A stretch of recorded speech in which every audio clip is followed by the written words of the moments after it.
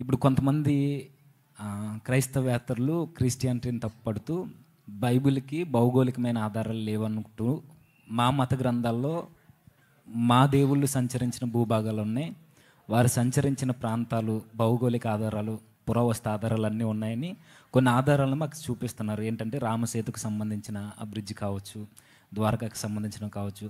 అసలు ఈ గాథలన్నీ నిజంగా జరిగినవేనా? ఇవి కొంతమంది పెద్దలు అన్నట్టుగా ఇవి పుక్కిటి పురాణాలు అన్నట్టుగా ఇవేనా కల్పిత కథలా? ఎంతవరకు వాస్తవం? బైబిల్కి మిగిలిన గ్రంథాలకి వ్యత్యాసం ఏంటో ఈ నిజమైన ఆధారాలు కాదన్నా తెలియజేయండి.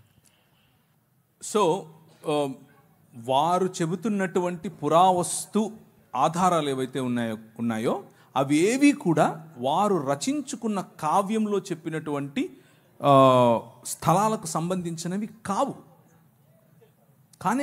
ఉదాహరణకు రీసెంట్గా గౌరవ సుప్రీంకోర్టు వారు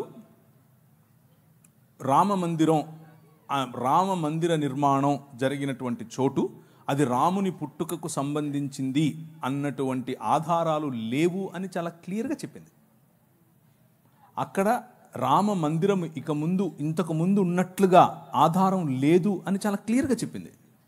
కానీ మనోభావాల కోసం సొసైటీలో శాంతి భద్రతలు నెలకొల్పడం కోసం అక్కడ రామ మందిర నిర్మాణం చేయమని ఉత్తర్వులు ఇచ్చింది. సో సుప్రీంకోర్టుకే దొరకలేదు పురావస్తు ఆధారాలు. ఇంకా మీతో మాట్లాడుతున్న వాళ్ళకి ఎక్కడి నుంచి దొరికాయో మనకు తెలియదు. అది వాళ్ళు సొంతంగా వాట్సాప్ యూనివర్సిటీ అంటారు దాన్ని. అది వాట్సాప్ యూనివర్సిటీలో దొరికింది. ఇకపోతే కొన్ని విషయాలు చూద్దాం. మీరు అడిగినటువంటి బ్రిడ్జ్ ఏదైతే ఉందో దాన్ని యాడమ్స్ బ్రిడ్జ్ అంటారు. అది వానర సైన్యం నిర్మించినటువంటి వారధి కాదు, దాన్ని యాడమ్స్ బ్రిడ్జ్ అంటారు. అది న్యాచురల్గా ఫామ్ అయినటువంటి ఒక భూభాగము మాత్రమే. అయితే ఒక ప్రశ్న ఏంటి? ఆ ప్రశ్న అంటే ఒక ఆయన లంకలోకి ఎగిరి వెళ్ళిపోయాడు. వీళ్ళకి బ్రిడ్జిలు ఎందుకు కావాల్సి వచ్చాయి? వీళ్ళు ఎగరొచ్చుగా. ఇంకో భలే ఉంటుంది చూడండి. ఒక ఆయన విమానం, ఆ రోజుల్లో విమానాలు ఉన్నాయంట, విమానం వేసుకుని పోయాడు. ఎందుకు అని అంటే ఒక ఆయన తలకాయ కింద పెట్టి పైన కాళ్ళు పెట్టి తపస్సు చేస్తున్నాడు. అంటే ప్రార్థన చేస్తున్నాడు. తపస్సు, ప్రార్థన, భగవన్ నామస్మరణం చేస్తున్నాడు. ఈయన వెళ్ళాడు, విమానం దిగి కత్తి తీశాడు. నీ పేరేంటి అన్నాడు. అంటే నా పేరు, నేను ఫలానా కులానికి చెందినవాడిని అని అన్నాడు. నా పేరు చెప్పాడు, అంతే, వేసేసాడు. మరి ఆ రోజు విమానం ఉండింది, అంతకుముందు ఎందుకు లేదు? అప్పటికి ఇంకా కనుక్కోలేదా? సో పురావస్తు అని అడిగితే సరిపోదు, పురావస్తు శాఖ వాళ్ళు ఇచ్చే ఆధారాలు ఉండాలి కదా. కథలోనే ఇన్ని పొరపచ్చాలు తెలిసిపోతున్నాయి మనకి. విమానం ముందు, ఇప్పుడు అక్కడ యుద్ధం అంతా అయిపోయిన తర్వాత వారధి మీద వచ్చారా? లేదు, విమానంలోనే వచ్చారు, పుష్పక విమానంలో వచ్చారు. అంతకుముందు ఎందుకు లేదు అది? ఇట్లాంటి ప్రశ్నలు చాలా అవుతాయండి ఇంకా. సో అదే వారధి అవసరం లేదు. ఈ మాటలు ఏవైతే చెప్తున్నారో ఇవి తరువాత లేటరల్ డెవలప్మెంట్స్ అంటారు వీటిని. అంటే తరువాత డెవలప్ చేసుకున్నటువంటి ఆధారాలు, తరువాత డెవలప్ చేసుకున్నటువంటి కాన్సెప్ట్స్.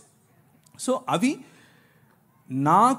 నాకు అర్థమైనంతలో, నేను రికార్డెడ్గా చెప్తున్నాను, నేను చదివినంతలో పుల్లెల రామకృష్ణుడు గారు రాసినటువంటి, వారు తర్జుమా చేసినటువంటి వాల్మీకి రామాయణం నేను చదివాను. అది కూడా దేనికి చదివాను అంటే, మన హిందూ మిత్రులు కొంతమంది వారు వేసే ప్రశ్నలకు సమాధానం చెప్పడం కోసం అదే పనిగా కూర్చొని అన్ని కాండాలు క్షుణ్ణంగా అర్థం చేసుకుంటూ లైన్ బై లైన్ అండర్లైన్ చేసుకుంటూ చదివాను. కానీ అందులో వారు ప్రస్తావించినటువంటి స్థలాలు కానీ, వారు ప్రస్తావించినటువంటి మనుషులు కానీ, వారు ప్రస్తావించినటువంటి కోటలు కానీ, వారు ప్రస్తావించినటువంటి భారతంలో కూడా వారు ప్రస్తావించినటువంటి ఇళ్ళు కానీ ఏదీ ఇప్పుడు మనకు లభ్యంగా లేదు, ఏదీ మనకు అందుబాటులో లేదు. ఒకవేళ ఉంటే ఆర్కియాలజికల్ సొసైటీ ఆఫ్ ఇండియా అని ఒక వెబ్సైట్ ఉంది. అది భారతదేశ పన్ను, మనమందరం పన్ను కడతాం, భారతదేశ గవర్నమెంట్ వాళ్ళు ఆ వెబ్సైట్ పెట్టారు, అందులో తప్పకుండా ఉంటుంది. లేదు, బౌద్ధానికి ఉంది, జైనానికి ఉంది, క్రైస్తవానికి ఉంది. అశోకుడు జీవించిన కాలంలో శిలాఫలకాలు పెట్టాడు, అందులో అరమైక్ భాష ఉంది, అందులో తమిళ భాష ఉంది, అందులో పాలి ధమ్మలిపి ఉంది. సంస్కృతం లేదు, హిందీ లేదు, ఏం లేదు. సో ఇది ఈ పురావస్తు శాఖకు సంబంధించినటువంటి ఆధారాలు. ఉదాహరణకు లిపి, ఉదాహరణకు శిల, ఉదాహరణకు శిలా శాసనములు, ఉదాహరణకు మందిరములు, ఇలాంటివేవి కూడా వాళ్ళు చెప్తున్నట్లుగా లక్షల సంవత్సరాల క్రితం ఉన్నాయి, ఏమీ లేవు. అదంతా బూటకం. కొద్దిగా ఎప్పటి నుంచి మొదలైంది ఈ ఆధారాలు దొరకటం అని అంటే క్రీస్తు శకం 2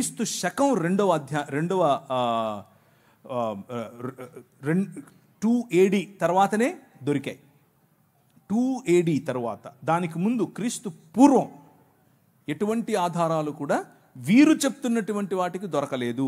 రాతపూర్వకంగా లేదు, సంస్కృతపూర్వకంగా లేదు, లిపిపూర్వకంగా లేదు, పుస్తకపూర్వకంగా లేదు, ఏదీ లేదు. క్రీస్తు పూర్వం ఉన్నటువంటి ఆరామాలు, ఆలయాలు అన్నీ కూడా బౌద్ధానికి చెందినవే. సో పుష్యమిత్ర శుంగుడు తన జీవిత చరిత్రను రాముడి జీవిత చరిత్రగా రాయించాడు అన్నది ఒక థియరీ ఉంది.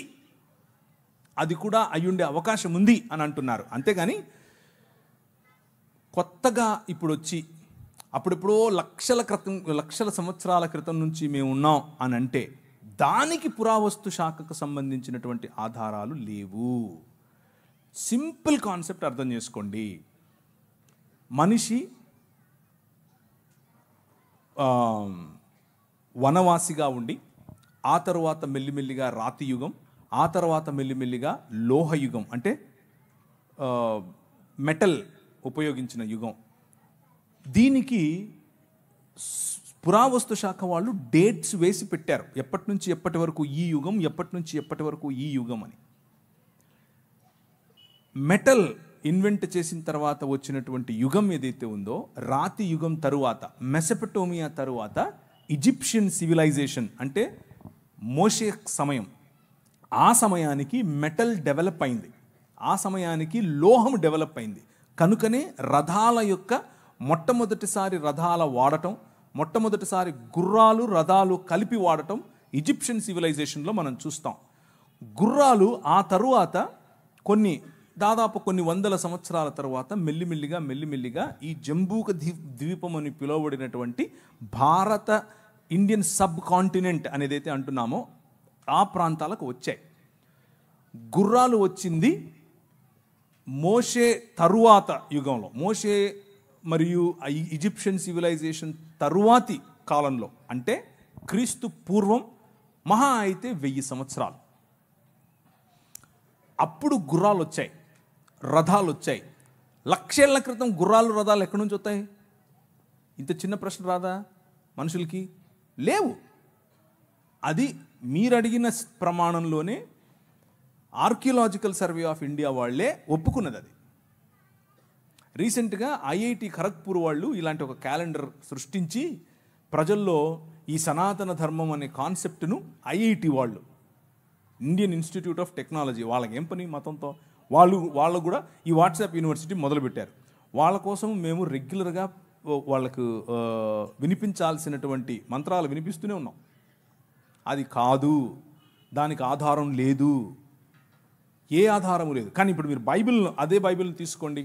వారు బైబిల్లో చెప్పిన ఇశ్రాయేలీయులు చేసిన నిర్మాణంలో భాగమైనటువంటి పిరమిడ్స్ ఉన్నాయా? ఉన్నాయి. ఇశ్రాయేలు మాట్లాడుతున్నటువంటి ప్రదేశాలు ఉన్నాయా? ఉన్నాయి. ఐగుప్తు దేశం ఉందా? ఉంది. నది ఉందా? ఉంది. యొర్దాను నది ఉందా? ఉంది. ఎర్ర సముద్రం ఉందా? ఉంది. బెత్లెహేం ఉందా? ఉంది. యెరూషలేం ఉందా? ఉంది. తెలవీవ్ ఉందా? ఉంది. తూరు పట్టణం ఉందా? ఉంది. తర్షీష్ ఉందా? ఉంది. ఏది లేదు. ప్రతి ఒక్కదానికి ఎవిడెన్స్ ఉంది. ఫలానా రాజు ఫలానా సమయంలో ఫలానా చోట ఫలానా జనాభా లెక్కలేశాడు, అప్పుడు యోసేపు మరియను తీసుకెళ్ళాడు. వెళ్తే మనకు తెలీదా? కైసర్ అగస్తస్ ఏం చేశాడు, కైసర్ తిబేరియస్ ఏం చేశాడు, వాళ్ళు ఏ విధంగా జనాభా లెక్కల కోసం అందరినీ వెళ్ళమని చెప్పారు. This is all recorded, tracked. So ఆ రోజు ఉన్నటువంటి హిస్టోరియన్స్, జోసిఫస్ కావచ్చు, ప్లైనీ కావచ్చు, టాసిటస్ కావచ్చు, వాళ్ళు రాసినటువంటి లేఖలు ఈ రోజుకు మనకు అందుబాటులో ఉన్నాయి. సో ఎక్స్ట్రా బిబ్లికల్ సోర్సెస్ మనకు అందుబాటులో ఉన్నాయి. ఆ ఎక్స్ట్రా బిబ్లికల్ సోర్సెస్ ఉన్న కారణం చేత మనం బైబిల్ నమ్మక్కర్లేదు. బైబిల్కే అవన్నీ తర్వాత వచ్చి మళ్ళా లైన్ అవ్వాలి. ఎందుకంటే Bible it self is a historical book. అందులో చరిత్ర చాలా స్పష్టంగా రాశారు. గలతీ ద్వీపం ఈ రోజుకుందా? ఉంది. స్మిర్నా ఉందా? స్మిర్నా అంటే ఈరోజు ఉన్న సిరియాలో ఉన్న ఇజ్మీర్ అనే సిటీ. ప్రతి సిటీ ఈరోజు మనం కొన్ని మునిగిపోయాయి, కానీ మెజారిటీ ఆఫ్ ప్లేసెస్ ఈ రోజుకు ఉన్నాయి. అంతటా పౌలు ఇటలీను పటాలమునకు వెళ్ళను. ఇటలీ కనిపిస్తుందా ఈరోజు? లేదా? ఎస్. ఆయన అరియపెగస్ అనేటటువంటి ఉందా? లేదా? ఈ రోజుకు ఉంది. సో బిబ్లికల్ డేటా, బైబిల్కి ఉన్నటువంటి డేటా ఒకవేళ తీసి దానికి ఉన్న ఆర్కియలాజికల్ ఎవిడెన్స్ ఒక తక్కెడలో ఒక పక్క పెడితే రెండో పక్క వీళ్ళ పుస్తకాలు అన్నీ కలిపి తర్వాత ముస్లింల పుస్తకాలు అన్నీ కలిపి ఆ తర్వాత ఇంకా ఏమేమి ఉన్నాయో అన్నీ కలిపి బౌద్ధం తప్ప, బౌద్ధానికి చాలా ఎవిడెన్సెస్ ఉన్నాయి. ఇవి పెడితే ఇలా ఉండేది ఒక ఇంచు కూడా పైకి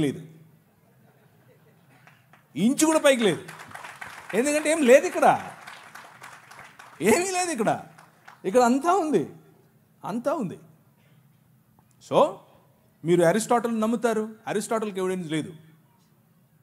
మీరు అలెగ్జాండర్ ది గ్రేట్ నమ్ముతారు, అలెగ్జాండర్ గ్రేట్ ఎవిడెన్స్ లేదు. యేసు ప్రభుకు ఎవిడెన్స్ ఉంది. అరిస్టాటిల్ పంపగా వచ్చిన దాన్ని ఏమంటారు, గ్రీకు ప్రపంచాన్ని జయించాలనుకున్నటువంటి ఈ అలెగ్జాండర్ ది గ్రేట్ వారి పిల్లల ఒకడైనటువంటి ఈ శంగులు కాదు, క్షమించండి, వాళ్ళలో ఒకడైనటువంటి అశోకుడు కదా, ఆయన ఇంట్లో గ్రీక్ మాట్లాడాడు. మరి అందుకనే గ్రీకులో శిలాఫలకాలు కనిపిస్తాయి మనకు భారతదేశంలో. అలాంటిది సంస్కృతంలో కనిపించాలిగా. ఒక్కట్లేదు. I'm not exaggerating. ఒక్కటి కూడా లేదు. మరి ఏదో చూపించండి ఆర్కియలాజికల్ ఎవిడెన్స్ ఎక్కడుందో. సో ఇదంతా కూడా ఆయాసం, అంతే.